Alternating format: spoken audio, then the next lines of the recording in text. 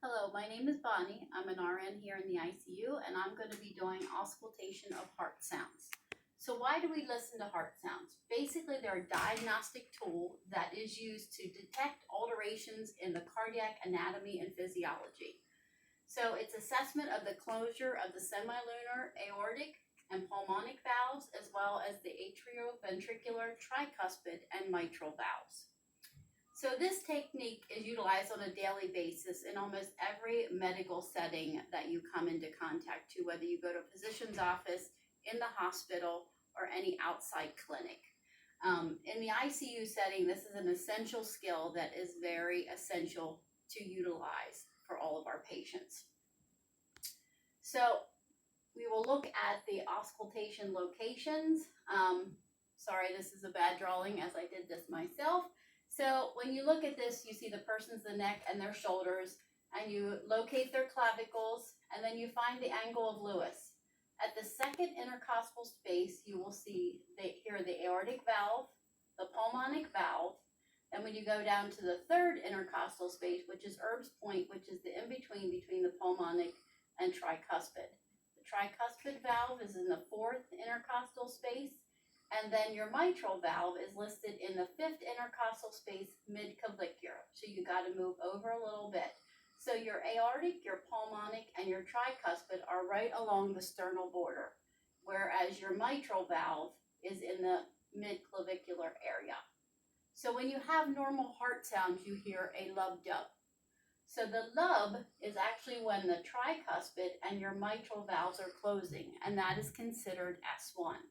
When you hear the dub, that is when the aortic and the pulmonic valves are closing, and that is S2. So when you are doing that with the patient, you're going to take your stethoscope and you're going to use both the diaphragm and the bell of your stethoscope. So what you will do, you will listen, and you will have the patient, you can have them lying on their back, you can have them sitting up. Most of the time they're usually laying in the bed when they're in the hospital. So you listen to their aortic valve, and then you just slide over and listen to the pulmonic. Sometimes you hear them in different places at better angles. Then you do your tricuspid and then your mitral. After you've listened to that, then you'll turn it over and you'll listen with your bell, and you will hear the duller sounds. So then you will listen back to the aortic, slide to the pulmonic, go down to the tricuspid, and then the mitral. You can have the patient lay on their left side to hear some of the lower. If you want to hear an S3 or S4, have them lay on their left side to hear if you have an S3 or S4. So some of the tips that are used, you want to use the diaphragm, like I said, for those high-pitched sounds of S1 and S2. And they will also be the high-pitched murmurs of the aortic and the pulmonic regurgitation. When you use the bell, it's for those low-pitched sounds, such as the S3 and 4. And basically, I said, while they're lying on their left side. So all heart sounds are heard best if there's nothing in between your stethoscope and the patient. So even if they have a hospital gown, it is still better to listen against their skin. So your S1 is heard basically best at your apex of your heart, because that's your tricuspid and your mitral valves. Your S2 is heard best at the base of the heart, which is at the top, which you think the base would be at the bottom, but it's at the top for the aortic and the pulmonic valves. So if you're lucky enough and you're in the hospital and you are able to look at an EKG monitor, the R wave is the S1 sound. So if you know your EKG, here's your P, Q, R, S, and T. So your R wave is going to be your S1 sound, which is your mitral and your tricuspid valve closing. So some abnormal heart sounds can be an S3. So what is an S3? This is from an increase in the atrial pressure leading to the flow rates as seen in the congestive heart failure patient. So it's basically when their heart is enlarged, it has too much to go down through. So it's lub-dub-ta is what it sounds like. So it's a dilated ventricle, which means it's a lot larger space, so it takes longer to fill. That's what contributes to that S3. And S3 can be normal in children, pregnant women, and trained athletes. So an S4 is also known as an atrial gallop. That is ta-lub-dub, ta-lub-dub. So this is most always an abnormal heart sound.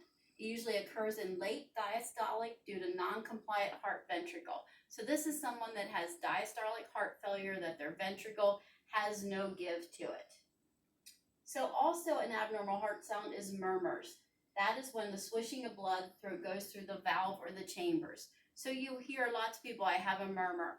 So when you hear that murmur, it is either the valve, the blood is going down through the valve and can go back through because the valve does not close properly, which is regurgitation, or if it's stenotic, which means it's too tight, then that valve takes more pressure to go down through there. So that is more of that swishing sound. So they also can have a wall defect that will lead you to hear the murmur. And I talked about stenosis or regurgitation. So some of the assessment questions that you want to ask patients if you hear these abnormal sounds is about their activity level. Have they ever had to change their activity level lately? Has it increased or decreased? Do they feel like they're sitting more? Do they feel like they are not able to do their activities of daily living like what they were before? Have they had a change in their sleep pattern? Are they all of a sudden always sleeping in their recliner when they were always able to go to bed before? Do they notice they've had edema in their lower extremities, or their swelling is more? So some of those questions that you can ask them on their assessment when you listen to their heart sounds as you're talking to them with that as your rest of your routine. So in the ICU, one of the assessments in post-open heart surgery is listening to heart tones. So post-open heart surgery is where they have their sternum open and they open that pericardial sac. So the heart tones on a post-open heart patient are very critical to listen for and understand the sound of them. So usually when they immediately come back from the operating room, you take a listen and you hear what they sound like, and then you listen throughout. If there's a change in that tone, there might be a problem that they could be tamponading, that there could be increased blood flow around that heart sac, that they're not able to pump like they were. So there's other things you look at, their chest tube, their cardiac index. Is their index going down? Do you look at your chest tubes and do you have clotting in your chest tubes? There's multiple things that you're going to look at. So some of the assessments in different areas are different for different patients. So we have heart failure patients in the intensive care unit. We have all kind of valvular disease patients in the intensive care unit, and we take care of a lot of open heart patients. So that is my synopsis on heart